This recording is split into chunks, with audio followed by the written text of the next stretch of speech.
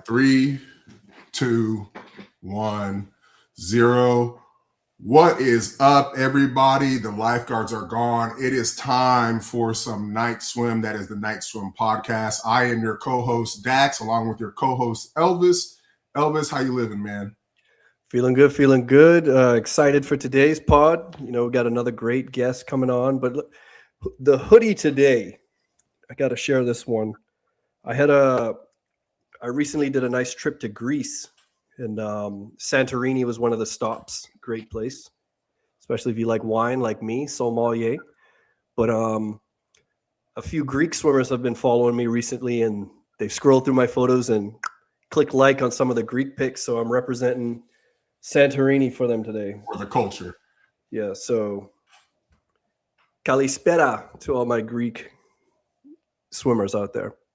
Yeah, and to every swimmer out there who is one of those swim families who, because you're a swimmer, you don't get any vacations, you know, unlike this guy, clearly, I'm right there with you. So don't feel bad about this. You know, I took my first vacation when I was like 22. I lived a vacation, brother. I did too. I just didn't get them. So yeah, it was not a fun time, you know. But dude, one thing that's so interesting about our comment section sometimes, you know, I feel like we always say this opens up every episode, is I got a comment in my comments about a video I just posted, and he's like, "You can't reach behind your back. It's impossible." And I was like literally, I just finished a video for my courses where I show you how to do it. So it's just like, it was such a, just like, you know, like one of those eye-opening moments. You're just like, oh, these people really don't know like what they're talking about as a coach. And I'm like, okay, I'm just like, look, it's right here in this free course I just offered. It's free. Like, go check it out. Doesn't check it out. See, what did I say last episode? I said, I am not giving free advice anymore because people don't take it. Yeah. I'm not doing it. That's my New Year's resolution. You want my advice? Pay me. Yeah, but you see, the thing is, you got to have a funnel, though, right? So I use these people to get in my funnel, and then, you know, if they don't want to pay for a more better service, then, you know, at least they got something free that they're going to be like, dang, Dax is the man. You know, or they'll take the free advice and be like, nah, bullshit. No, it's too good. It's that good. Like, there's no way. I have nothing but people like saying that this is the best thing they've ever had.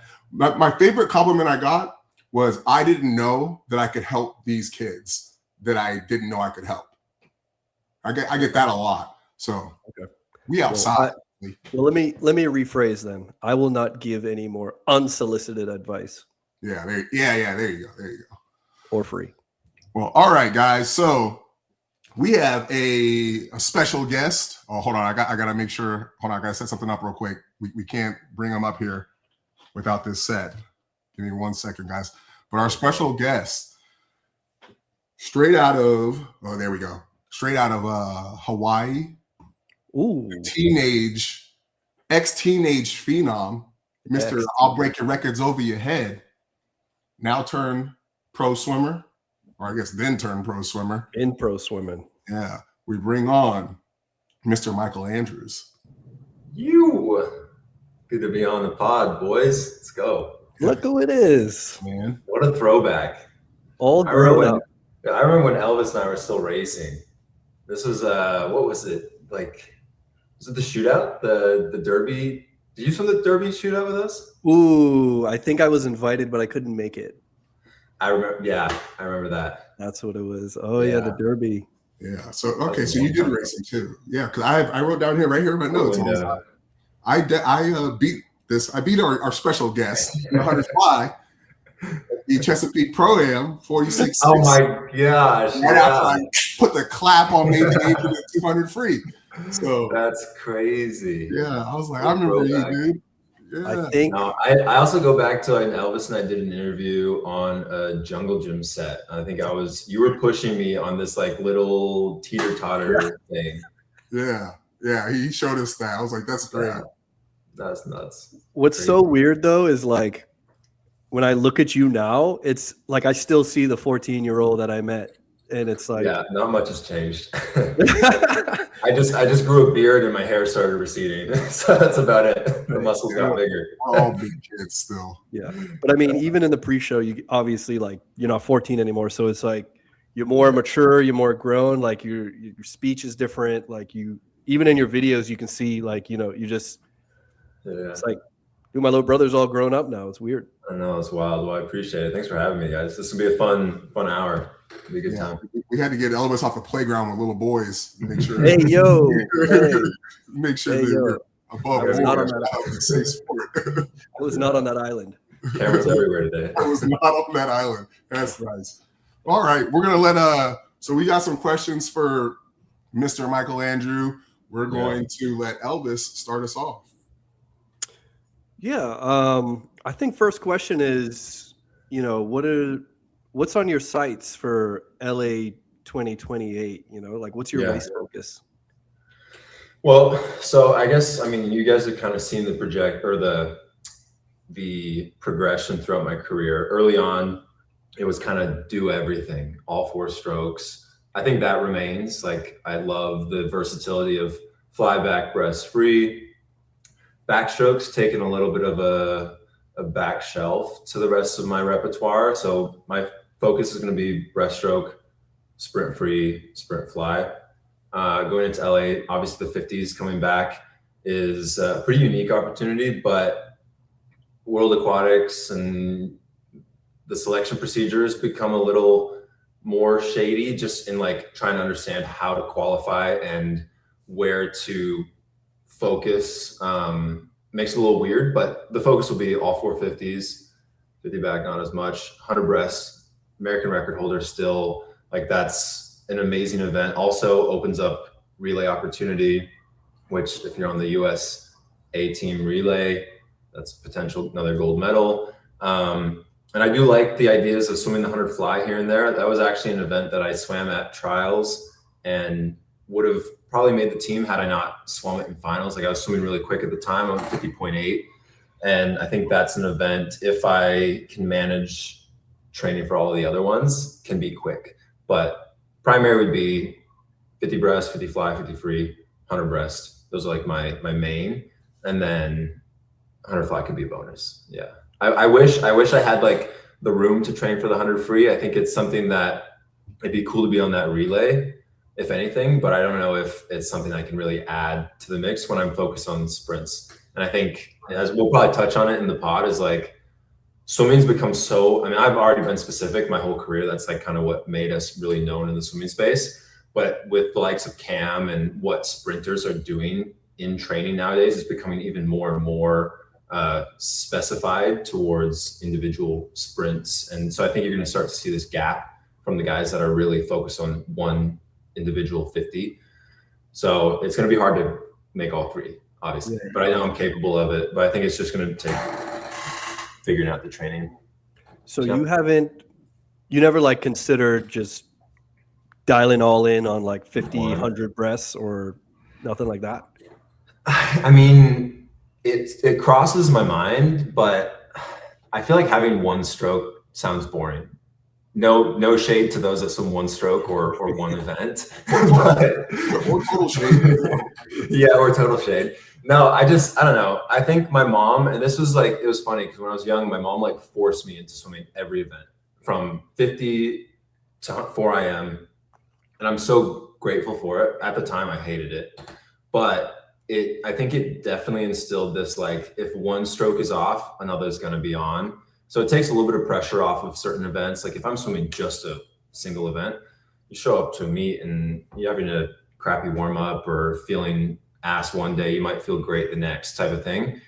So it is nice. It gives you a little balance and kind of perspective. And I don't know, it's fun to switch it up in training a little bit too, because everything we do is already so repetitive, same thing over and over, that I think the only way to really create variety is through, resistance and power, some new modalities and things we're adding, but changing the stroke, if that makes sense. So does that mean that the 2 IM is off the table? Never heard of her.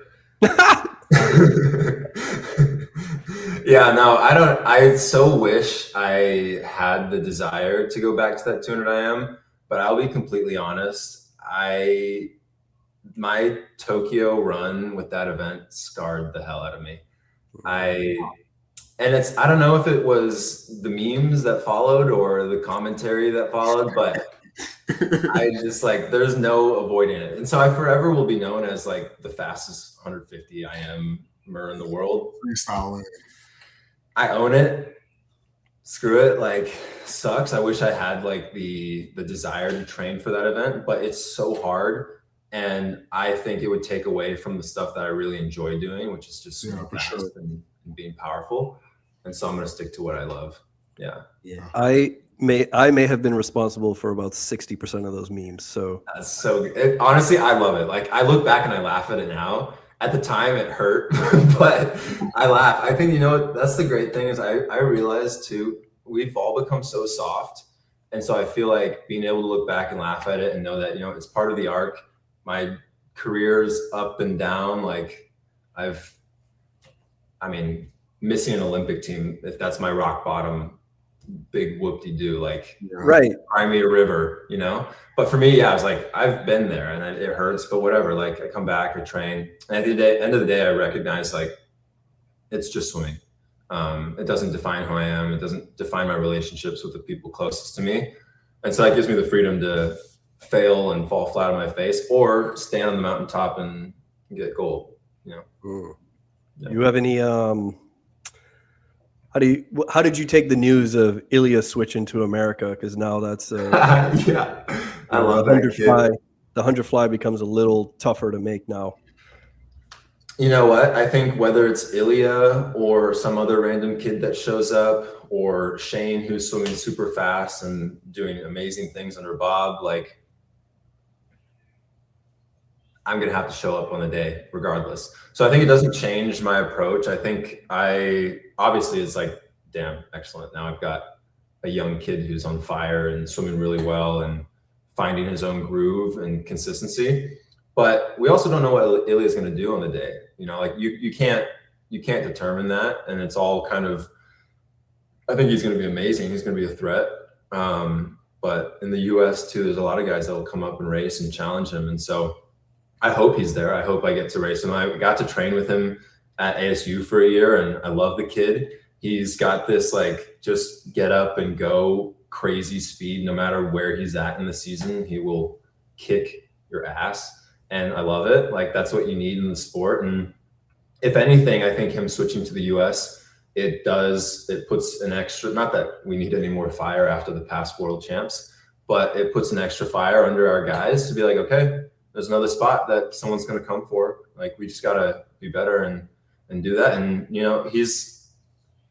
I will never get political with the whole like country switching and whatever, but he's American through and through. He's lived here his whole life, and I'm excited for him to represent. And I think it's going to be really good for him. I hope it works out, and I hope everything he's like going through is good. Like trust me, when it comes to receiving criticism and being hated in any sort of avenue of the swim world, I am the king of that stuff. So I hope he's like taking it well and he's able to kind of like brush it off or use it as motivation. Because at the end of the day, like, if Ilya was on here, I would just tell him, dude, at the end of the day, it doesn't matter what everyone is saying about your decision. It's up to you. And whether you fully believe in it, you just go and swim. Like, let your swimming do the talking. So, yeah, I think he's going to be fine. Yeah. So, kind of a segue. What led to, I'm not going to say necessarily leaving training with your dad originally, but what, like, when you decided that was what you wanted to do, what was that like research selection process about, like where you wanted to, what you were looking for, the places you looked at, and then ending up at ASU? That's good. That's a really good question. People think we're a joke, dude. I feel like I haven't really like publicly, I think in closed circles I've spoken pretty deeply about it, and it's pretty nuanced. Like there's a lot of levels to it. And probably some of it too personal for the pod. But at the end of the day, I think the biggest thing is after missing the Paris team, I've never been more emotionally distraught. Like I actually remember going into trials, just kind of knowing, not that it's going to be a miracle if I make this, but I was dealing with a lot of personal, like family, relational, just challenges. And real quick, how old were you at the time? 24. Okay. Right? Yeah. 24, 25. Wait, no. Yeah, 24. 25. Math isn't math. I was homeschooled, so like this, it's all over the place. But I remember going into trials thinking, I just don't feel like I'm ready. And a lot of it wasn't that I actually wasn't physically ready. I think I was so physically capable, but I was not emotionally in a healthy place like I was going into Tokyo. In Tokyo, I was untouchable. I knew nobody was going to beat me. And the moment I made that, I remember the first time, my first prelim swim in the 100 breast, I was like, I've already made the team. Like, I'm going to win every event here. Like, it's untouchable. Going into Tokyo or Paris, it was not the same. It was new atmosphere, new environment. I didn't feel good. I was dealing with a lot of personal stuff, and I just felt like I don't know. It trickled into my performance. Obviously missed the team. And then I kind of broke down, and I remember the couple weeks after that, I was dating a girl at the time, and I decided to move to Orange County, and I was trying to train myself. I trained myself for a couple months up in Orange County, and swam the World Cups, and I swam just so bad. I was like, this is the dumbest thing I could have ever done. I thought I could like be disciplined and push myself. I'm like, I have no one timing me. Like, I'm just guessing. It was so stupid. And I left World Cup early. I was like, this is ridiculous. I should not be here. And it was at that point where I was like, okay, I need to find someone that I can train with. I need to have a coach pushing me or telling me something to do. And I hadn't quite felt like I was wanting to leave my dad, because I still love what we had created and I valued that. But we had to have a season of separation to first learn how to, I think, better communicate and be just the same discipline we were going into Tokyo. And so things had just shifted. And in my head, I was like, okay, where can I go that I still believe I'm going to get some sort of specificity and like training that I am confident in? Because most programs, I was like, I'm not going to go to a traditional program. I'm not going to do just like the old yardage thing. Like, it would just kill me. And so first thing popped into the head was Herbie. Yeah. And I loved Herbie, and I've known him throughout his kind of career arc, and he's followed a lot of what we've done through USRPT, and just like a smart out of the box thinker. And so I remember calling him and having a really good conversation and being like, hey, this is something I want to do. And he'd always invited us, and invited me and my dad to be collaborative and come out and learn, train with Ryan Held, whatever. And so I was excited about it, and I was like, okay, I'll go give it a try. So I went for a couple weeks, enjoyed it. You know, desert's very different to the landscape I was living in around the beach and stuff, and made my way out there. And right? Say again? Sedan different from Kansas. So yeah, right, exactly. My lifestyle shift throughout those different sections were so wildly different. But I loved it. Like, my year there was great. The team was amazing. I do think the training, I think I was expecting more pace, more specificity, and I think it works. Like, what ASU is doing is amazing. Like, their guys are popping off. Ilya is swimming incredible. Patrick is swimming amazing. It's been fun, like, watching Johnny take off. But I think the blessing in it all is I learned so much about what I desired.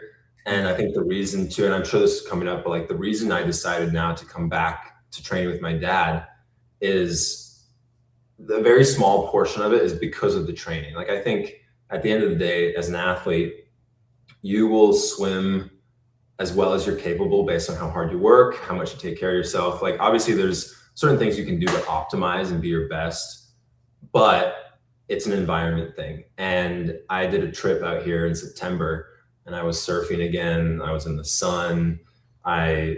Just being around the salt water. It's like, I realized in that trip that I hated living in the desert. and I couldn't be surrounded by dirt and 120 degrees anymore. I needed hobbies and life outside of that. I couldn't just sit inside and play Fortnite or pool anymore. Like I needed to be by the ocean. And so it was, a lot of it was more a life balance choice, which I think was very fortunate to realize, and fortunate to have a good year and still make the team and be able to still actually like be earning money as a swimmer. Right. I saw a video. I don't know if it was at ASU or not, but it was like you doing a dive next to Caleb Dressel, and I think was it Santo Condorelli? Yeah. So Caleb, this was at ASP. So I've actually started working with ASP. They're actually doing, Sean, brilliant, is doing all of my Dryland, like mobility strength components, which is a very new thing for what we're doing. Obviously I did a little bit of that at ASU. But we've tailored it with Sean. And when I went to visit, I took my teammate Mikkel out there with me, and Caleb happened to be there because he was also still experimenting with finding where he's going to work with or who he's going to work with ongoing towards LA. And so it's like a crazy coincidence. Show up to practice and we're all like, oh, this is epic. So like we got all the boys up and we did some starts and raced a little bit, did a lot of power, like playing around with the buckets. And I think that's when I quickly realized I was like, okay, like Caleb is trusting Sean, Santos trusting Sean. Like I love what they're building. I was like, okay, I'm gonna work with these guys, and we did some more testing. And Sean's been like, Sean, he's building such a beautiful thing out there. It's awesome. Like I know they're actually finishing up a new gym. They've been dealing with a lot of headaches. I mean, doing anything in California is a nightmare, but they finally got a new gym up, and yeah, I just love it. Good vision. So tell the audience what ASP is and who Sean is, real quick. Yeah, so I think it's Aquatic Sports Performance is what they're stand for. But basically, Sean started this it's essentially a pro team of athletes that were looking for a home and needed a place to train. And they swim out of a 33-meter pool. I think it's at the Janet Evans Aquatic Center or some pool up in LA, somewhere there. But their approach is very different. It's very similar to what we do, very pace focused, very intense. They take a lot of inspiration from Cam McAvoy, and just following the science and understanding how the body works and not being afraid to do things very differently. And so it was easy to kind of collaborate with them on that. And then obviously my dad loves getting to work and learn from him, but then we do all of our swimming here and on our own. And that's kind of a separate, like we stay very USRPT specific. So I don't know exactly what Sean's doing in the pool, but it's a great group of guys. It's all guys I've been friends with for years. And some of them are a little older, but they come back and train and race as much as they can while still working other jobs, and get to create a little bit of a community in this kind of ever-changing swimming community. Like the swimming world is changing quite a bit. And I'm curious to see how many more pro teams, like pro only teams, start popping up with 5 to 10 athletes, like a very select group over the next couple of years. So it would be interesting to see. That's the move for real though. Yeah, we actually talked about the pro teams in the golden era of the pro teams, when you had Team Elite at Swim Mac, and then you had Wolverine had their team, and dude, it was like, I swear it was like a new pro team every freaking week was popping up. Yeah, but now I feel like it's changed now. I'm curious to see you guys heard much about the like NCAA. It's kind of like the ISL for NCAA now, like the new pro league for them. Yeah, we heard about it. Yeah, I mean, I love Kyle. Like I'm a huge fan of Kyle and good friends with Kyle actually. So I'm stoked to see how it goes. I wish it was more pro athlete focused versus NCAA, because like the NCAA already has a dual meet format. And I do think there are more pro athletes that are going to hang on longer now, with the 50s being viable options to build a career off of. Right. So we'll see. I don't know. I got a lot of ideas. I'm glad you brought that up. I think they're calling it the CSL, and we talked about it on the pod a while ago, because I watched Kyle's interview and I'm still kind of confused as to exactly what it is. And if it's even going to get off the ground, and how it's being funded by the ISL, who still owes athletes money, which leads me to my next question of what was your experience like at the ISL, and are you still owed any money from these guys? So I'm not owed any money, and actually nobody on our team, I believe, I could be wrong, but nobody on our team is owed money because my mom was in charge and she was a stickler. She was like, there's no way we are not paying our athletes. Like, she took care of that. And she was very hard. I mean, I think management at ISL maybe had a hard time working with her because she wouldn't just let things sit. Oh yeah, she's ball mode, of course. Yeah, it was amazing. So go New York Breakers. Like, we had a great time. I had fun. I enjoyed racing. I don't think I ever really swam that well. Like, I personally hated racing short course meters. It's not my forte, but it was such a fun environment that I do think if it was able to get up and running and the backing was able to be ongoing and we could get broadcasting rights and actual sponsor partnerships for the athletes and the teams involved, there's a market for it. It's hard to make swimming sexy and exciting and fast. Like, you got to bring in, and this may be a hot take, but you look at any other sport that has a league and does really well outside of an Olympic, season, and there's betting, there's alcohol sales, there's things that draw in it's entertainment. And it's the same thing. You look at what the Enhanced Games doing. It's not sport, it's entertainment. Like, they're going to Vegas and they've got money and excitement and crazy designs and all these gnarly things that ISL was doing really well, but they just had a weird relationship with funding.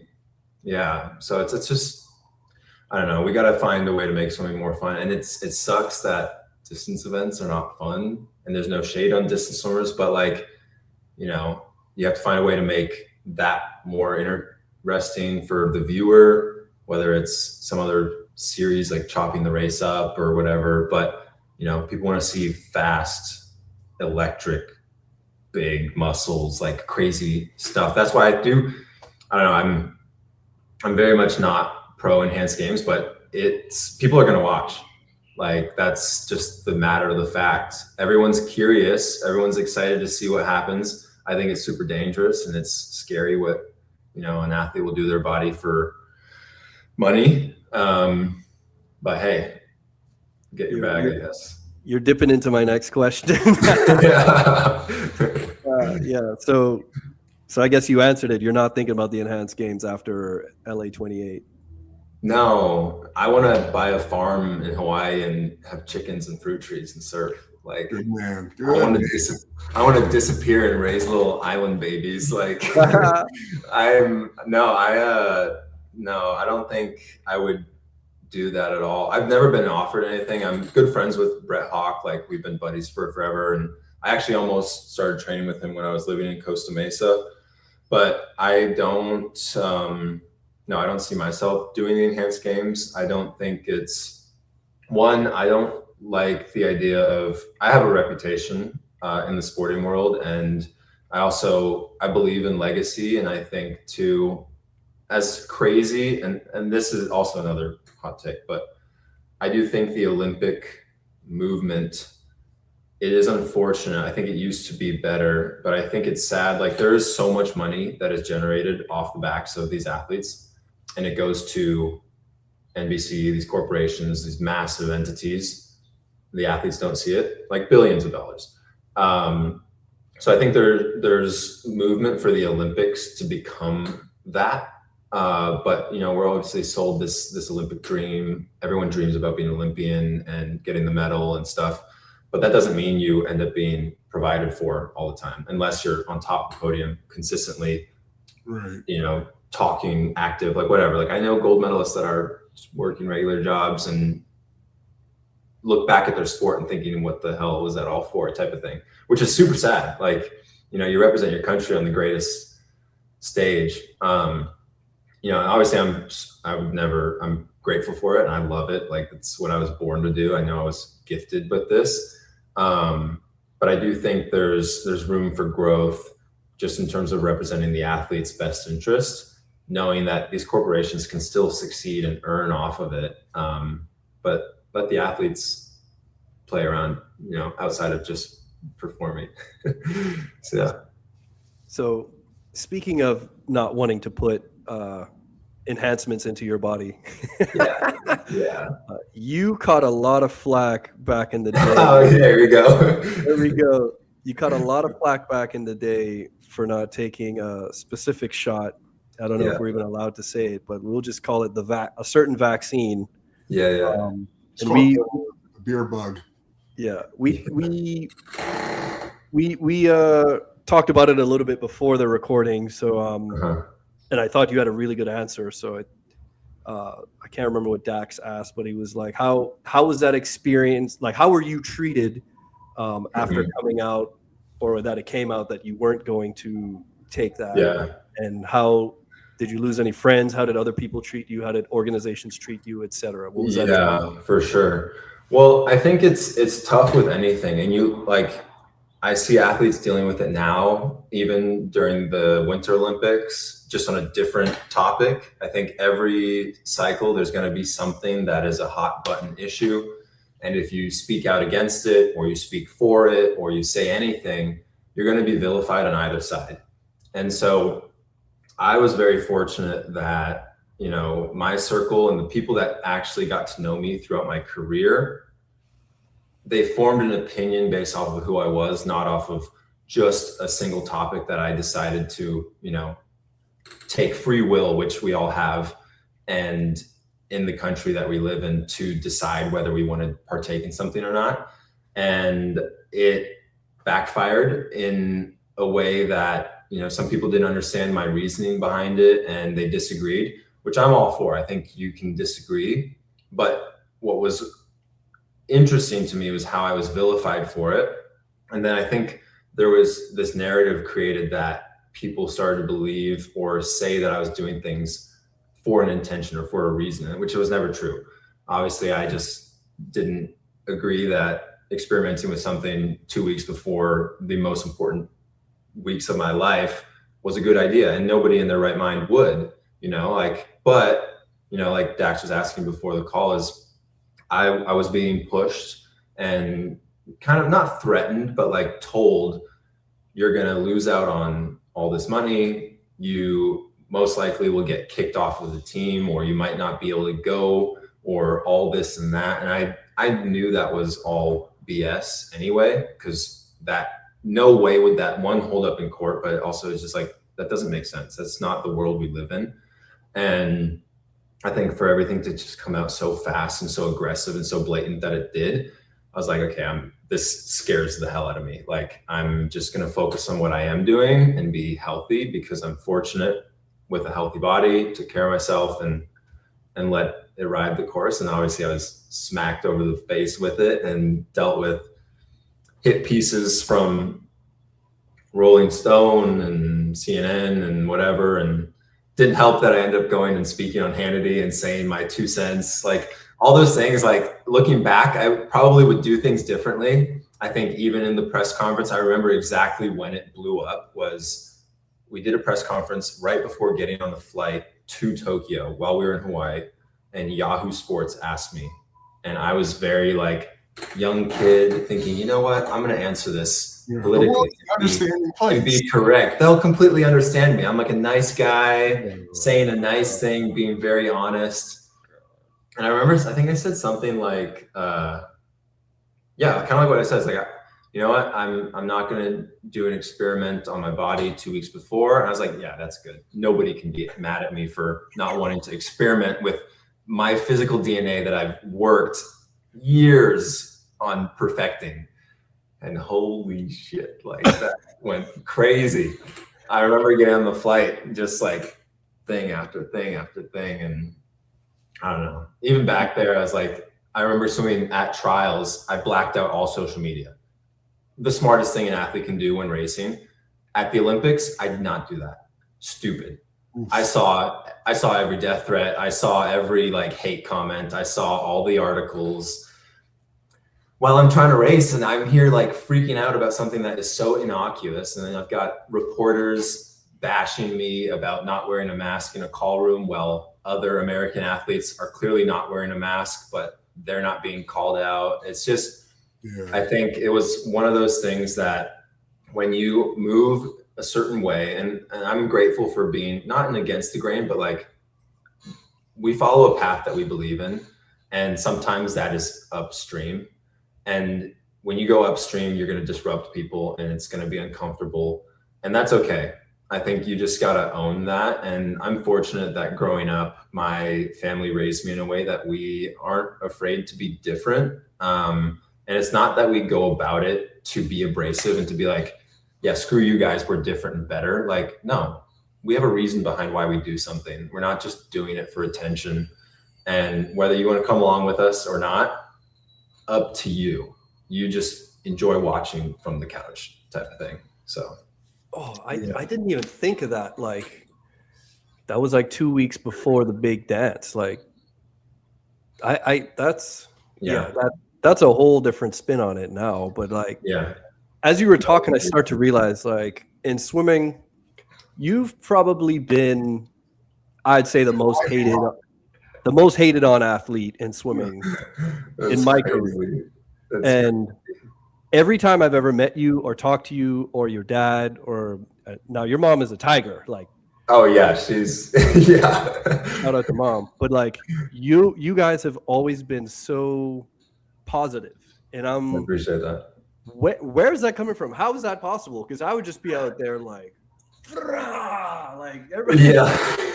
No, maybe that would have been better for me. Maybe it would have been better if I actually was just a dick and like lent into it. Just go full Medvedev. Just be an ass. But no, I don't know. It is what it is. I think it's interesting. You know, like I'm actually grateful for it because I think over the years I've realized, and this even came with like the early days of like the swim comments. You know, it was like, oh my god, people just didn't understand who we were. And I think over the years they got to know us. They got to see me.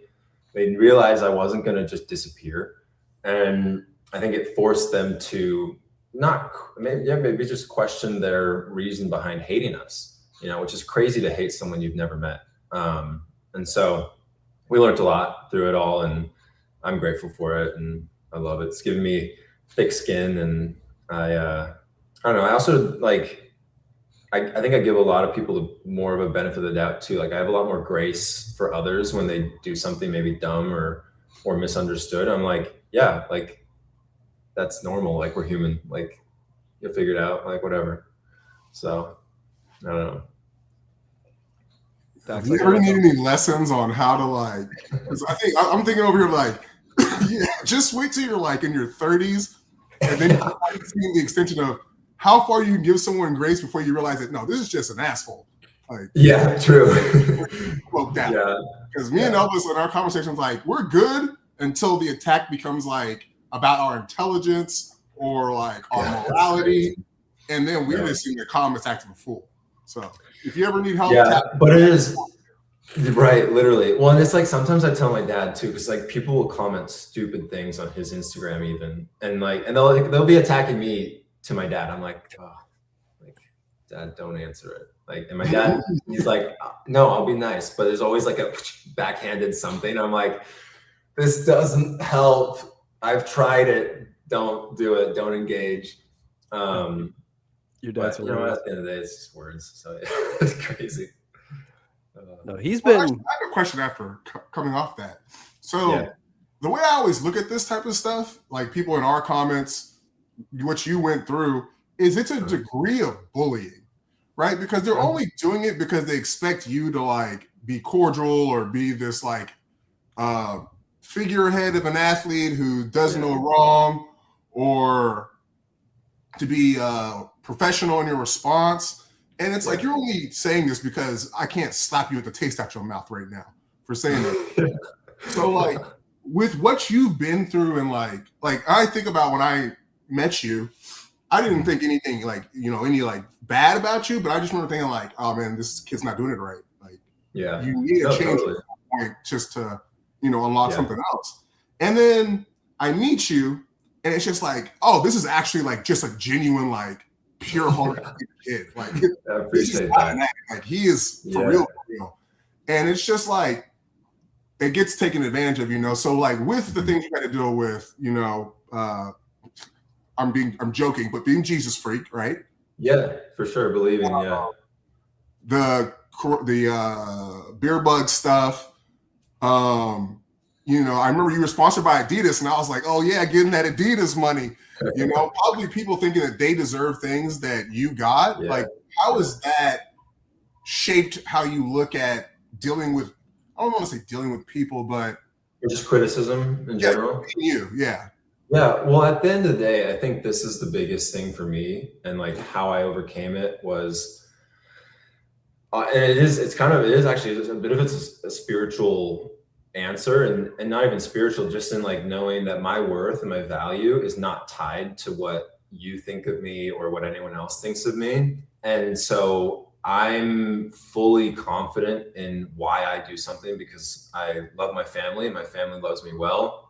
They support me, you know, close friends, relationships, they lift me up. You know, it doesn't mean that things don't hurt or sit in your mind for a little bit, but I think I always do my best to try and reflect on it. And then I speak against it, saying, you know what, that's not true. I am loved. I am valued. I am important. And these people care about me. So someone I don't know personally, why do I give them the weight to hurt me when I have no idea what their life is? And it's funny, I start to flip it, and I actually start to have sympathy for those people, because I notice when I look at someone else and I start to bash them without even knowing them, just having an opinion on their lifestyle or the way they approach things or something they say, if it's hateful or whatever, I recognize it comes from a place of hurt. Hurt people. And so I almost just be like, you know what, man, I'm sorry. Their life is in a position where they feel better taking a knock at someone who is succeeding. That must really suck.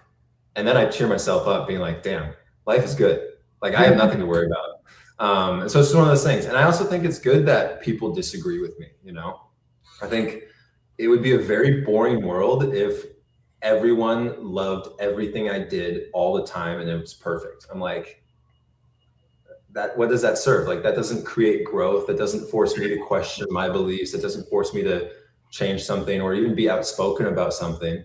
It just is like, that's, you know, friction creats diamonds type of thing. Yeah, I like that. Yeah, that's a good point. When you brought up Adidas, it reminded me of a very fond memory that I actually never shared with anyone. So you're all about to get an exclusive. Yeah.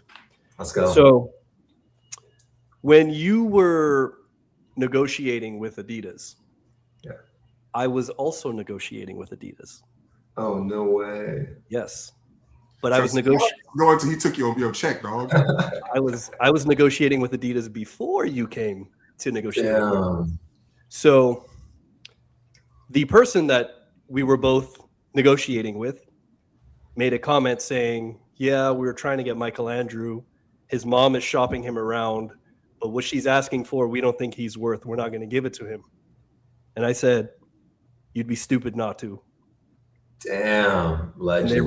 And they rethought that decision and gave you what your mom was asking for.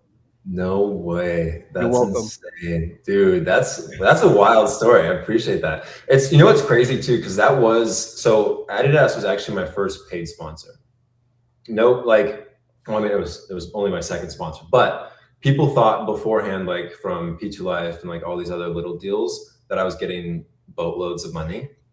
Zero. Like, it was all product. Yep. Until Adidas came along, and like, I think because of what you had said, and it was weird to me because I remember too signing with them, and we flew to Germany, and I hadn't really done anything remarkable yet. Like, right. I was just really talked about. Like, I was being compared to a lot. I was being compared to Phelps and these athletes. And I was like, I did not deserve this. Like, I broke a bunch of records, but I still wasn't like internationally competitive. And yeah, that was a wild era. I was with him for a good amount. And that was kind of the argument against you, is like, well, he hasn't done anything. He doesn't have any medal, blah, blah, blah. And I said, That doesn't matter. You want eyeballs on your suit or not. This kid has all the eyeballs of swimming. Right, 100%. No, you're getting a bargain. That's epic. You're a real one. That was so fun. What a wild story. That's pretty cool. Yeah. So you hopped on that flight and I didn't. Oh, I took it. Brutal. Sorry, they don't make suits anymore. Right. Actually, what I think would put the nail in my coffin why I didn't get a deal with Adidas. So they had given me a suit to try out, and it's actually, as I look back, it was funny at the time, but now I look back as a really, really stupid move. No. So I was swimming at this meet in Miami, doing like a little tune-up race before, I don't remember, probably world champs or something. So my suit ripped behind the blocks, and I had to go run and change real quick and come right back up, jump, swim a race. Dang. And then I took a photo with the swimsuit in my hands like this, with it split in the crotch. And the caption was the BBD was too big for the suit. Oh no. And Adidas called my coach and they were like, tell him take that down right now. Damn. I think that was the nail in the coffin. I think they're no. That's tough. That's tough. I had a similar story, not actually about the suit, but this was while we were working. Before you keep going. All right, carry on. The soundboard. That's awesome. While I was in contract with Adidas, I was at a friend's ranch and we were shooting guns all weekend. This was between junior nationals and nationals. It was when they had back to back in San Antonio. And I went to a friend's ranch and we had a few days off. So we were just shooting all their guns, having a great time. I was an idiot. I was wearing a big, colorful Adidas shirt, holding an AK-47 in my hand, and I decided to post it on Instagram. Mind you, it's 3 a.m. in Germany, and we get a call that delete immediately. This is an absolute no-go. And I'm a Kansas boy. We're in Texas. We're shooting. I think nothing of it. We're just having a good time with the boys. And so ever since then, I've no more guns on social media. I learned my lesson. They were freaking out. That's rightfully so. God. Exclusive stories on Night Swim, everybody. You see that? Yeah, that's funny. Damn. Jeez. Have you gotten a chance to speak to the new CEO of USA Swimming? Yeah, Kevin, he's a legend. I really like Kevin. I got to connect with him a little more one-on-one at the Golden Goggles. It was kind of our first getting to chat. And then we spoke a little bit at the OTC when we had our national team camp, and as well at some of the World Cups. And I think what's been cool is that's more conversations than I've ever had with our past. And I have a good relationship with everyone. I don't really have enemies anywhere, but what I like about Kevin is he comes into it with a very fresh set of eyes. And I kind of go back and forth and wondering if USA Swimming needs someone that knows swimming or if USA Swimming needs someone that knows money. And Kevin and his background with golf and the PGA and creating hundreds of millions of dollars gets it. And I think there's some good movement. Obviously, USA Swimming is a very slow moving ship. It's going to be a big, hard thing to turn around. But I do like the direction, and I like that Kevin's really open to hearing what the athletes and myself have to say. But that also comes with a lot of noise. And I think that's hard to open yourself up to all that because he's going to be drinking from a fire hydrant and has been dealing with a lot of just crazy stuff. So I'm curious to see where it goes. But at the end of the day, obviously it's I can only do so much, but I do think I like where he's headed. I'm curious what your guys' thoughts are. Are you in the program where USA Swimming gives you money? They had the pay raise. So how do you feel about the pay raise? We said it wasn't enough. We're always going to think it's not enough. That's the point. It's never enough. I think at the end of the day, the fact that swimmers get paid anything is great. I think being on the national team and getting paid $37.50 a month is a really good thing. I think, sure, it can be more, but I'm never going to go to USA Swimming and be like, you should be paying me more. Because at the end of the day, I'm also raised in a way that I'm like, if I'm worth more, I can go out and get that. I can prove that worth. But I think part of the issue and why we're not getting paid more is because a lot of the athletes on the national team do not have that same thought. And they're like, well, I've made the team, pay me more.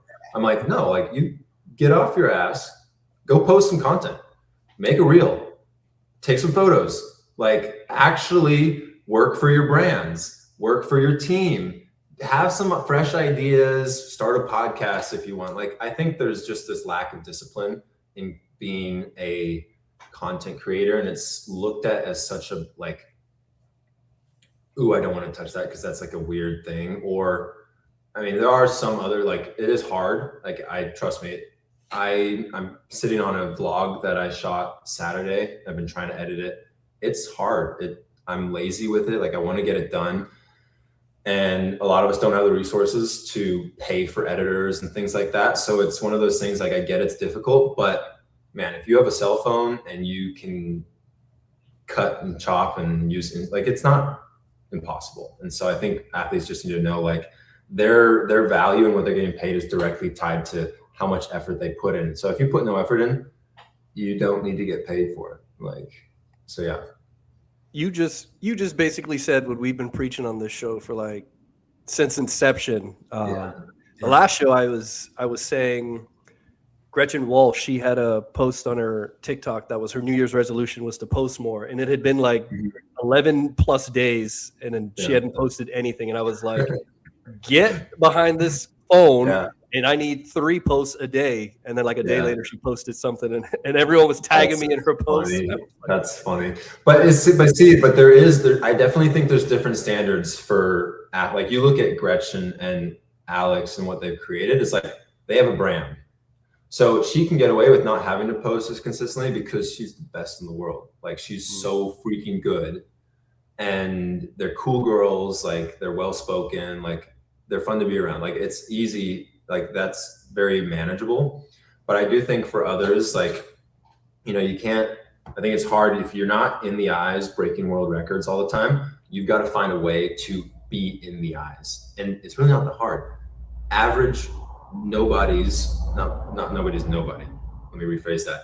Anybody can go viral at any time. And it's not tied to your performance. Like, you look at most of these content creators these days, or any person that was dancing to TikTok during COVID. What do they provide? Nothing. It's entertainment. Like, just do some entertaining. I gave this free unsolicited advice to Ilya on our last pod. I told him to start an internet beef with Caleb Dressel. And now I haven't seen it yet, so I'm passing that on to you. Oh, I can't. He's my friend. And it's funny, Caleb and I have gotten closer now that we started like doing the same gym programs. But that's so funny. It doesn't even have to be real. This is we'll fabricate it. I'll text him. We'll come up with a script. Maybe at the next pro series, I'll like break a board over his head or something on the walkout. Let me and Dax. There you go. Let me and Dax stage a fight after the race. Yeah. That'd be so funny. Oh my goodness. Both of us get kicked out of USA Swimming, banned for life. They're not gonna. One of my mentors, I remember he was on a Zoom call, and I don't know, he was like, whoever he was talking shit to, right? And at the end of it, he's like, some of y'all were like talking bad about him. It's like, he goes, you have no idea if we orchestrated that or not to like drive views. And I was like, oh shit, like that's a good little ploy. You know, you never really know. I think it's fake these days, so you know sometimes you honestly. Well, you look at what Logan Paul did with, I don't know if you guys follow Logan at all, but like Logan and Bradley Martin posted about that fight. The protein, the prime protein. And they went back to an old weird thing that everyone kind of forgot about. They brought up new beef, and then they're like, oh, we have footage of it.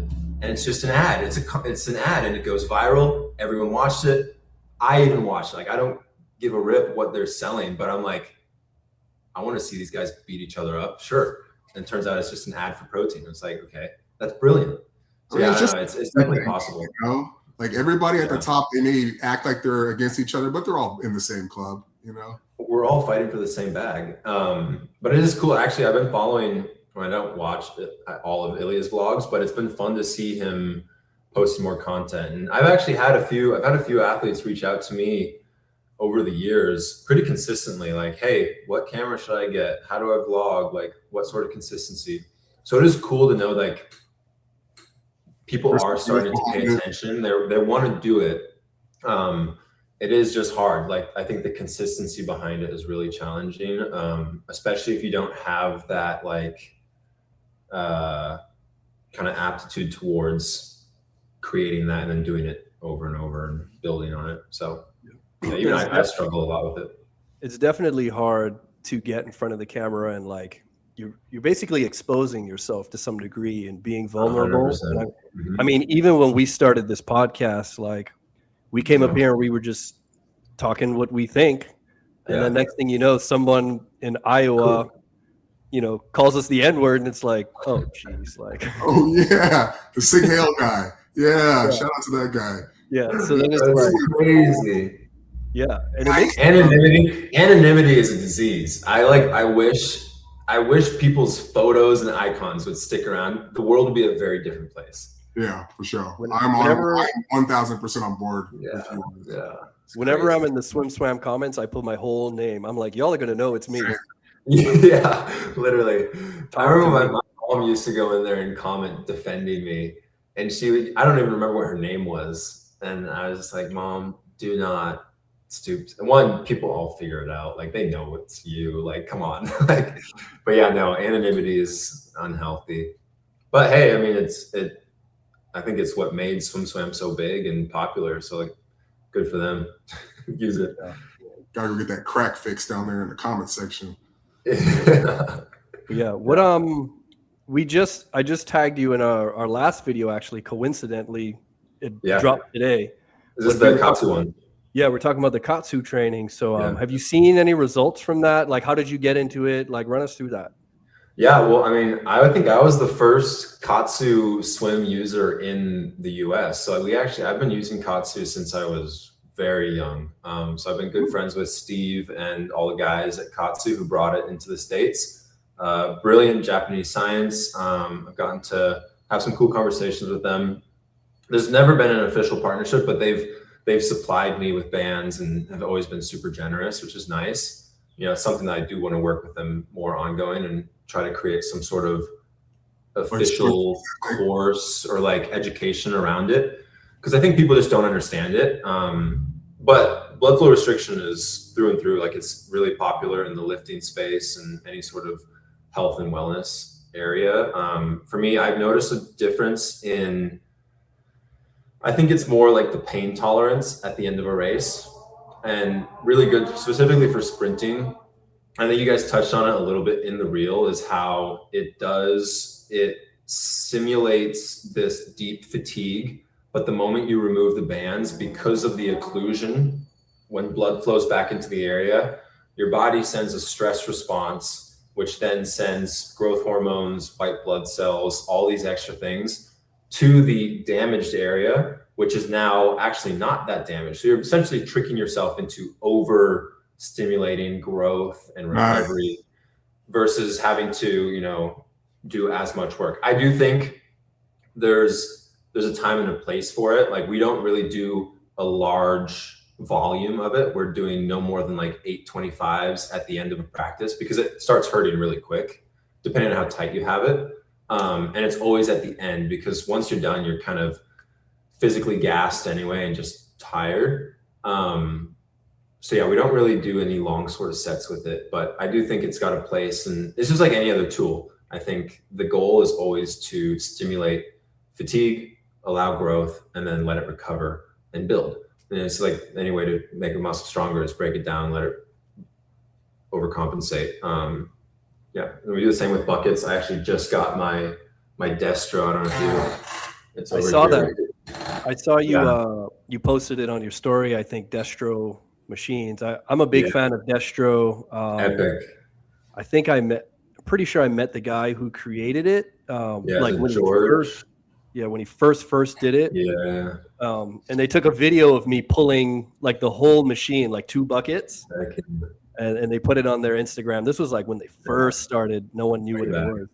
Yeah. Well, and I've always been, I remember early on with USRPT, we were very skeptical of resistance training just because we didn't want it to change a stroke. So it's like, is it really that specific? But I've trained with the buckets at ASP, and I've done parachute work and stuff. And I feel like the Destro is like the best way to simulate power and load, but not change your stroke too significantly. Obviously, the more you load it up, like things are going to change. But that's why you create breakdown, and then you do a replication to make sure that it translates to regular speed, like no weight. But I love it. So I'm really excited to actually use it, set it up, and then throw it in the pool, because there's definitely application to it. Here's a free idea for you, yeah. Which I swore I wouldn't do free ideas anymore, but yeah, literally, yeah, Jesus, can't help myself. It'll last 24 hours. Right, can't help myself. Just like me too much. You should get with Katsu and do a Michelangelo Katsu band, and for swimmers. So it's like waterproof or whatever. That would be really cool. cool. I'm gonna say this, I feel like I have like every other episode we have the Glaze Elvis section. It's just like this guy. Elvis is buying the first batch of MAX Katsu bands. Yeah, I'll send you a pair. I stock market up, baby. But it's just like royalties. You know, like I remember when I was still swimming, and it's like, like I'm way faster, way ranked higher in the world, and this guy's getting all this attention and all these ideas and all this money, and it's just like, why am I not getting anything? And it's just like he never stops, even now. Like, he's always coming up with stuff. Like we're on the pod, and it's just like, I gotta stop the show and be like, this is amazing. Like it's so much to put your brand on something, like Jordan brand. But it's just like, well, and that's the goal. Like even with most, like if I talk to a swim brand now, or there's a few things I'm trying to work on, and a lot of it is you realize there's not a lot of money for like sponsorship dollars where it's just like a one-off, like a promote this brand, push it off. Because I think brands are starting to get tired of it, and they realize they don't actually sell. Like an influencer or like a celebrity status person selling a product doesn't always translate. That's why they've moved to like micro influencers for that, because it's cheaper, and then creating individual lines like limited edition merch drops type stuff. Right. That's what does well, because then you get a very clear representation of how much that audience is interested in that product. Right. And then you've created a kind of grassroots buyer, and then they'll come buy the other products because their favorite swimmer or celebrity or something is like, get my whatever headband type of thing. Yeah. And this even goes back to what you were saying earlier about the meeting with Kevin. And so I never got to answer the question because Elvis just took over the show. Yeah. But I'm not convinced until I see anybody in the streets, like with the actual people who pay bills. So like until I see that, I don't believe anything anybody says. I might say, cut the check, dog. When I see those checks, then I'll believe you. But absolutely, like you said about the valuation of yourself as an athlete, like when I think about the stipend, right? If it was me running the show, it's like, okay, I'll give you $100,000 stipend, but I need you to pull in $200,000 through appearances, autographs, selling merch, whatever it is, right? And I there's got to be an incentive. Yeah, because that's how businesses work. Like Young Jeezy said, scared money don't make no money. So even when I think about like that, and then Elvis' idea with your limited edition bands, it's like that's the actual game. It's product, and if you can move a product, you can say like, I'm worth this much value, and then all of a sudden everybody's gonna be like, oh, if Michael's worth this and can move this. The hard part is there will be a very clear separation from some athletes at the top that do it really well and those that are very lazy. You say that though, but then you look at this guy. Yeah. Well, yeah, true. Right? Are you pointing at me? Were you pointing at me just now? Yeah.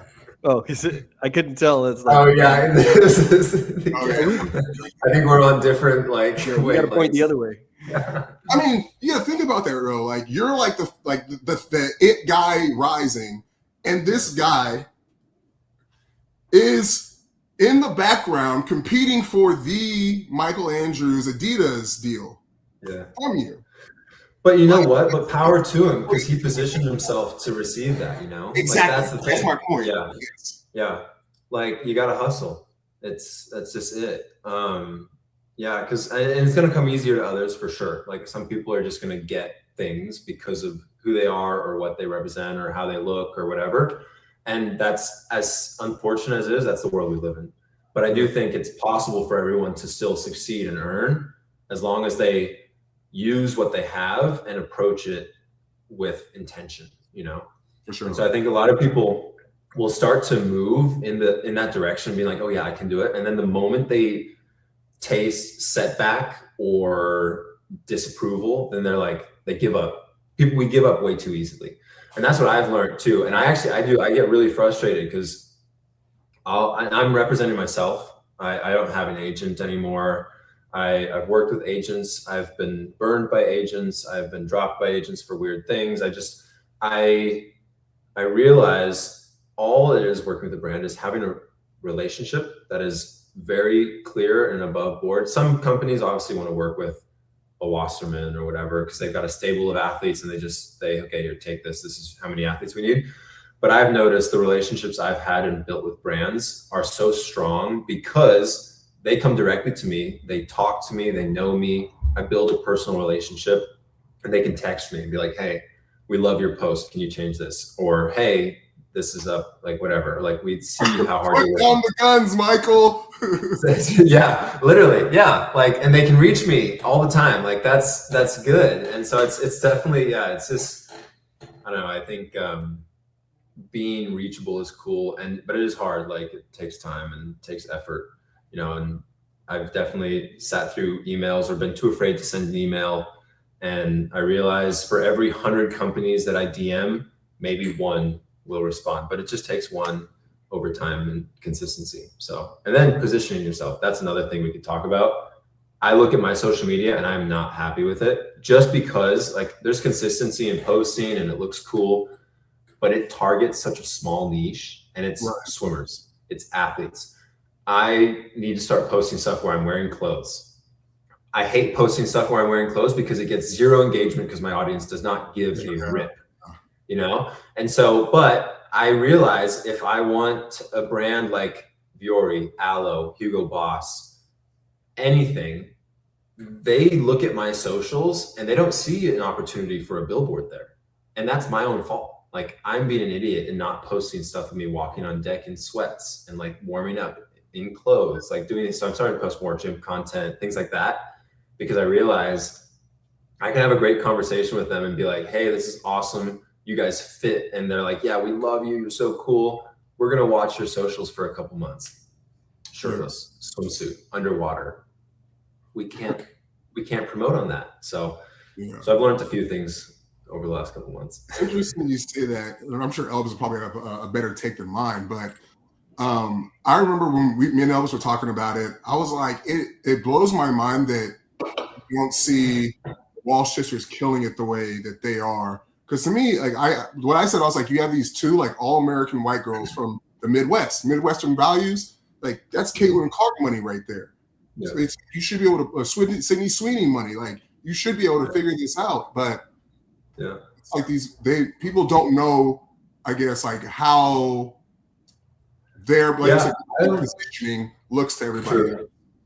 Yeah, I don't know. I mean, I feel like they do a really good job. I don't know who represents them, but I don't know. I don't really have too much comments for Alex and Gretchen because, like, one, obviously they're good friends of mine, and so it is one of those things where it's like I would never jump into a space to give advice if it's unsolicited type of thing. I hate that guy. I'm like, dude, I hate it when people come up to me and be like, hey, you should do this. I'm like, thank you. I did not ask. Like, what? As I just did that like 10 times this whole episode. No, but like, this is different. This is the setting where we're talking about getting better. But it's funny when like someone who clearly is like not in the space or doesn't understand what you're doing or know the fact that you've been around for so long and like experimented with everything. So it is interesting. I don't know. We get our I'm not sure what else I can do better. Yeah, for sure. Yeah. But also in a podcast, it's like you need that. Like you want interaction. Good or bad, interaction is interaction. It's all about pushing the algorithm. And we're definitely like not hating on the Walsh sisters at all. Yeah, not at all. Like it's actually the opposite. I think they don't understand. I think they can be making a lot. Yeah, more. I don't think they understand their true value. Yeah, what I'm saying. There we go. That's what I mean to say. And also, one of those things could be just the fact that they maybe don't want that spotlight the same way that someone else might, you know? Yep. And I've met a lot of athletes that are like that. They want to just quietly compete, do it for the love of the game, and then dip. And power to you. You know, I'd like to make some money. Yeah, that's a really good point. Didn't think of that. Sorry, Walshes, if that's what you all want to do. My bad. Nah, player, get that bread and then just take the Michael Andrews method and go, you know, mess around in Hawaii on your ranch and raise some island babies, you know, get the bread. Yeah. In that song, you know, they say, obviously, they use such, but they say, get that bread, then leave. Peace out. You know what I'm saying? Oh, I think they're doing pretty good. So you're legit thinking of retiring after 28? That is not what I said. Yeah, that's No, I would not be retiring ever. I will swim forever and ever. My career will be ongoing. No, it's funny. I've seen athletes hoodwink brands into paying them past their time competing. And I think that's just kind of a douchey thing to do. But I do see myself swimming through 2032. It's one of those things where it's like my event lineup will change significantly. I'd probably, after LA, go down to swimming like 1 or 2 50s, just choose my favorite, or just the 3 and just get jacked. Like lift, barely swim, surf every day, dive. I want to get a jet ski and go do some big wave surfing. I've got friends that surf Piahi Jaws in Maui. I don't know. I think like the goal is to swim super fast and have an epic LA games, you know, set yourself up, build my brand and work with some cool brands, you know, going forward and then just have fun, like live life. I'm willing to bet if you do that plan, the jet ski, the surf, the get jacked 50s only, that'll be your best performance ever. Honestly. Well, that's why I'm already starting to kind of do that now. And it's just because like I show up to practice and I'm like, oh damn, this is good. Like, sure, I'm sore from paddling out to like 15-foot North Shore like surf and getting pounded on, but I'm living life. Like I love this. So good, boss. But this is so good, you know, like I love being in the ocean. And so it's one of those things that I do think my level of rowdiness will get increased when the risk to reward ratio shifts. Right now, obviously, I got to be careful because, you know, I'm not going to go charge pipeline and get thrown onto the reef and break my back. Doesn't serve any purpose. But later on, hell yeah, I want to try that. Like, why not? So we'll see. I got like 2 questions left on my list, but I mean, we're flowing. Yeah, we're just running. Yeah, I love the conversation. Just try and do one because we're trying to not be those people. We're only at. Hey, if they will watch, let them watch. Like we keep going. We're barely past an hour, but I saw your dad posted. We're a quarter into the next hour. Yeah, but half only past it. A lot of that was just me and you talking trash. No, yeah. Go ahead. So your dad posted a video and he was saying you all were trying a new stroke and it looked like your left arm was swinging one way. And I actually commented on it, giving, again, unsolicited advice that you love. But I was like, respectfully, that doesn't look like the stroke for him. Really? Yeah. Well, it's funny because I don't actually think it's a new stroke. Yeah, I don't either. No offense. And here, so if you go back and watch my 2018 Pan Pac gold medal, I went 21:49 or 46. It was quick. It was actually one of my fastest times ever. I had just missed Bruno Fratus's meet record. Caleb was like a 21:8 in that heat. and something that clicked, and it was because I had like, my back was having issues that whole meet.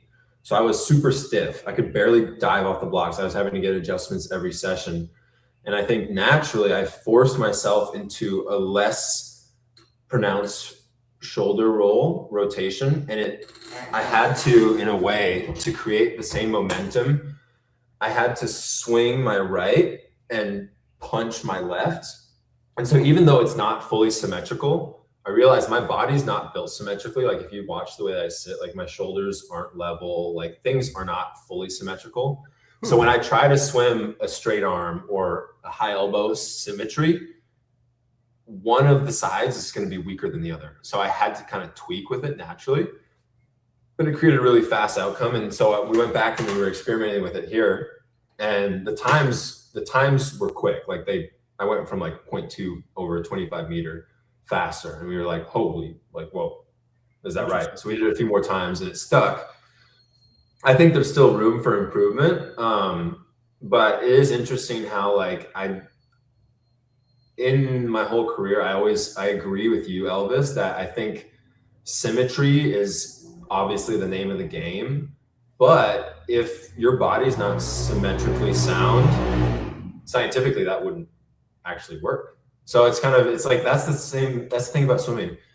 Every body is so uniquely different that there has to be fine tuning. One thing does not work for every other. So yeah, I don't know. But I'm curious, what do you think would be most efficient, or like what would you work on? I'll let Dax answer that first, and I'll go after him because Dax is more of a he's like a nerd, super nerd for this type of stuff. Yeah. I would not swim behind your head. That'd be the first thing. So like, because like I think it looked like you were like here. Like so, like the depth of it, like low. So like on the video, it looked like you were like here coming around, and I would just change it here. Okay, so it's kind of an elevation, like a plane. Yeah, like a posture thing. Yeah, that makes sense. And I agree with that. I did think when you look at Cam's like dry back. Yeah, exactly. And the thing is, I'm always about like, what's the closest to like not human movement, but like the way that we perceive the world, right? And anything that I think that's against that to a degree it's going to cause a level of stress, whether it's a little or a lot. And when you swim flat, forwards is like, it's that way and it's also that way. And when you change that line, forwards becomes more like the same thing, which I think on a subconscious and like a neurological level makes you a lot better. Like I remember when I changed my body line, like all my pulling issues were gone like immediately. Totally. Well, I do think so here's the thing too. The tough thing is if you create lift, the first thing they do is the hips drop. So I do think this is more efficient if the hips can stay up. So it's like, that's one thing Cam does really well is he keeps his hips really high and still lifts his back. Right. I have such a long torso, long vessel that when I lift, my hips, almost no matter what I do, they curve if I'm not super engaged in my core. So I do think there's room for lift as long as the core stabilizes almost equal or overcompensate. Right. But then there's another weird thing about with like the physics of it. If you look at a lot of the submarines in the military is like, they have this giant ball in the front, and what it does is it breaks surface tension or breaks the tension of the water front to create a bow wave around it. Right. So in theory, if you're lifting your head out of the water and you're not creating that bow wave, what's going to happen is that frontal resistance from the movement is going to hit the rest of your body going down all the way to your toes. Right. So it's like, how do you balance lifting the shoulders and back and keeping the hips high while allowing the head to spear and push water around? So obviously all you can see is under a microscope. Two like counters there, right? So one is like I would say like doing that is swimming is uphill, and then you eventually learn how to like balance on your lungs to get more downhill, right? But the two things are one, Jimmy. I've never seen somebody swim so upright in my entire life. I remember at World University Games, he won the 100 free and he died.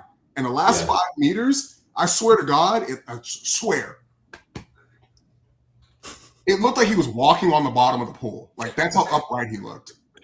Okay. And Probably was. I'd never seen somebody swim like that in high school when he broke the national high school record and went like 19.4. And it was like, he swims like, I've been told not to do that. Like, I know I'm not supposed to swim. Right. And the second thing is, this is my theory about swimming in general. And like, you hear people say like, you got to be one with the water. I think that the posture you're talking about, I think it's a negative until you create enough force or speed that the water's forced to push you into the least path of resistance, like a speedboat, which is going to be. For sure. Yeah, like almost hydroplane type of thing. Yeah. So I think that a lot of swimming, and I do this like with my own stuff. I got products, private lessons, especially with butterfly, is that if you can make bad shapes, the water will push you through like the most efficient way, but it's knowing how to make those bad shapes to where they're not like actually bad. Yeah, I get what you mean. And I do think it's interesting because obviously in theory, anything would work if the power output is enough to force a body posture. And so that's the hard thing where it comes into like, you have so many factors going against, I mean, especially just in water in general, like water wants to hold you back. And so that's kind of like where it's like figuring out what's the power ratio to efficiency. It's all like the two coefficients in swimming for every stroke is how do you cut down drag and increase propulsion. And that's like all I'm ever trying to think about. But I think something that's, this may be the wisest thing I've ever said on the show. Sometimes to be successful, you have to stop trying so hard for what you want and try something that you know doesn't work. For instance, what if the way to minimize drag is to create more of it, a la? Okay, yeah, like a trying to think what's the word for it, like almost like a reverse psychology, where it's like learn the antithesis to kind of understand what it feels like to be more efficient. Like you feel it more significantly because once created more drag. Yeah, I can see that. Agree, but I think too we spend so much time on like thinking that we're right and like doing the logical thing. It's like I learn a lot from watching. Oh, Jesus Christ, I'm not gonna say that. I learn a lot from coaching kids, right? Oh, jeez. And and they'll say things that like you're like, that's the dumbest shit I've ever heard. And you think about it, and you're like, but it just might work. And no, honestly, I tell that too. Like when I do private lessons or like coaching clinics, I learn something every clinic. Yeah. Like every time, whether it's something completely stupid or actually helpful, like I do learn a lot from them. And it's just because like you learn from all levels, and I think it becomes applicable in a different setting. So yeah, that's a nice little. That was for you, America. You know, because I was gonna cut it 7 minutes ago, but there you go. Shout out to Elvis and Michael. I thought we just got started. I told you he's a super nerd for that stuff. But when you were talking about the bow of the submarine, I agree with that, and that's kind of how I swam. But I've been experimenting. So I kind of challenged Cam. I was like, send me your workout. Oh, I saw this. Yeah, and if I go 19 by summer, then we'll hail you the king. So I've been like experimenting with some of his stuff. Are you gonna document these workouts, or are they like not public knowledge? Is this Cam's secret? It's secret for now, but like maybe at the end I'll. It's honestly it's extremely. If USRPT is the tree trunk, he's one of the branches. I see. It's like extreme specificity, but even less volume. Right, and it's because I've done USRPT as well, but I also kind of did my own branch of it, which I thought worked well for me.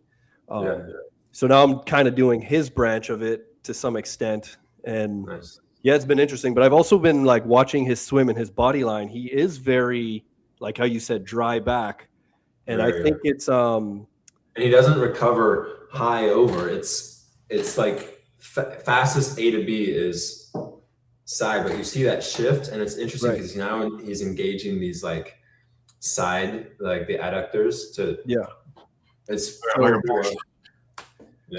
so I've been like playing around with that like the body line and those type of strokes. Yeah. And the way I see it is it's not really submarine. It's almost like it's plane taken off. So you're using like the force of that water to Launch. boost you up, and like the propulsion from your legs and just pulling with the arms kind of like you say, it's like the drag that reduces the drag, or the drag that creates lift. Yeah. Well, again, if you have enough power to override, anything would be fast. Yeah. All right, so here's the thing. I got something for you right now. So I'll send you some stuff unsolicited. You can take a look at it. Go for Since we're all just sharing it for everybody. But so I teach this to like in one-on-ones, I'll teach it to my 10-year-olds. And they're able to get themselves like, and I got videos of stuff on my Instagram. And it's all like, even I remember when I first saw Cam posting some of his Dryland lifts, I was like, we do all this same stuff, but like as aquatic drills. So I was like, we've been doing this for like 3 years. And the thing that I remember, like you said about him, like kind of swimming underneath himself, is that when I'm teaching these kids, I'm telling them like, you need to swim underneath yourself. Yeah, so like to keep the body position high. Yeah, for sure. It's like all applied pressure. I do feel like even watching myself underwater, I look at a lot of my catch and things drop before I'm catching. So it's like if I could be direct, and I think Anthony Irvin did a really good job about this too, because you watch the way he entered in catch. Like there's no lag time from entry too. So you learn a lot. Yeah, gotta be a student of the sport always. You hear that, America? Be a student of the game. You can't just show up to practice and think you work hard and you're gonna have the answers. Spoken from the legend itself. I know some kids that can. It's gonna be freakishly talented. What a podcast. Crazy. What an episode. Good times. You guys want to come out to Hawaii and go surfing? Hey, do not tempt me with a good time. Yeah, I got to get some Hawaii money together first, but yeah, I'm down. Be hosted by great Michael Andrew. Once the pod blows up, we'll bring you out. We'll get some motorcycles, cruise around the island, go surf. Oh, I'm with it for sure. I'm taking up that. I'm gonna call that bluff. Come out. This guy, like, this is like the most honest person in the world. Yeah, dude, I've had so many friends come visit me already, and I'm planning trips. Like, dude, my goal is I want to have like all my closest national team buddies come out and stay for like a week after Pan Packs and just Hawaii hang. I'll come on that week. Yeah, come out. We'll just set up the podcast and the table. We'll get everyone at once.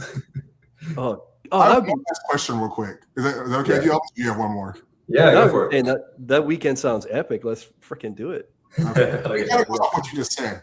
Are you so after you retire, right? You said the thing about the ranch thing. Are you a ranch? And I say this because they're kind of the same thing to a degree. Are you a ranch guy or a compound guy? I wish I was ranch guy, like to the roots, but I'm not that cool. No, I'm more compound. Like I like the shiny toys. I really just need like a big warehouse with boat, jet ski, dirt bikes, big truck, a few fruit trees on the property, maybe a horse, some chickens. I eat a lot of eggs. Shout out to Waialua Fresh. They're my egg sponsor here on the island. I get 100 eggs every week. And I want land just that I can kind of, the goal is if I can get as close to living off the land as possible, that'd be epic. Nice. And then just surf, have my own thing going, and raise little nature babies. Nice. That's cool, dude. I'm a compound guy too. Yeah. How about you, Elvis? Keep the family close. I am a luxury hotel. He's a bougie boy. Poor man. Y'all stay out there. Y'all stay out there in them tents with the bugs. That's okay. Hey, the Ritz is really close to Turtle Bay. You'll be like 5 minutes down the road. We'll come in. Perfect. You can have your Mai Tais, and then we'll prepare the steak. Perfect. Put me in the Ritz. Y'all stay out there. Sounds good. This was a great episode. Oh, this is gonna go viral. You guys for pushing us for that extra 15 minutes. This is gonna go crazy. Killed some good parts of the show, but that's how it goes down on Night Swim. You never know what's going to happen. The lifeguards are gone, so we can do whatever we want. So with that said, Michael, do you have any words of wisdom, advice, love you want to give to America before we dip out of here? Oh man, no, I feel like we covered everything. Shout out to you guys. Thanks for having me. Everybody watching, you can follow me on Instagram, Swimmer Michael, YouTube, Michael Andrew. Got a new vlog coming out. I'm gonna try and upload weekly. And yeah, that's kind of it. Always something we're working on. We're gonna start saying. I think I'm gonna say something like, "Hey, plug your stuff. Let everybody know what you got going on." That's what we're gonna start saying. Hey, if somebody else doesn't plug it, I'm plugging it myself. I got this. Plug it, man. Plug. Elvis, you got anything for everybody? Yeah, man.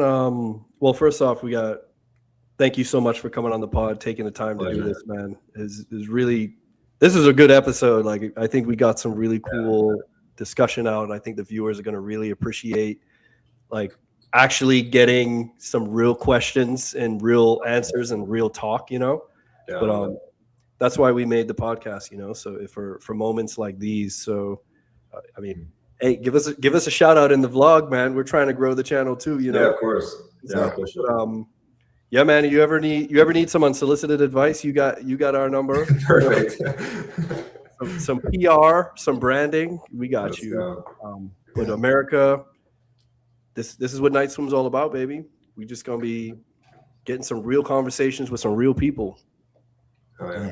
And just as a reminder to everyone, Michael Andrews' almost first words were, "That's a really good question." So just so everybody knows, okay?